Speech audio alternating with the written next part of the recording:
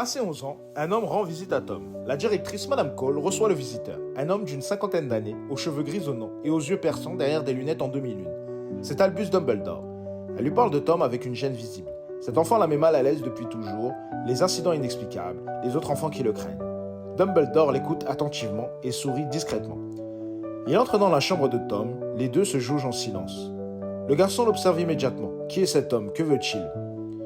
Dumbledore lui annonce alors qu'il est sorcier, qu'il a été accepté à Poudlard, une école de magie. L'enfant veut une preuve. Dumbledore se tourne alors vers l'armoire de Tom et la met en feu. Calmement, des objets à l'intérieur bougent. Le garçon regarde les flammes et pour la première fois, c'est lui qui est impressionné.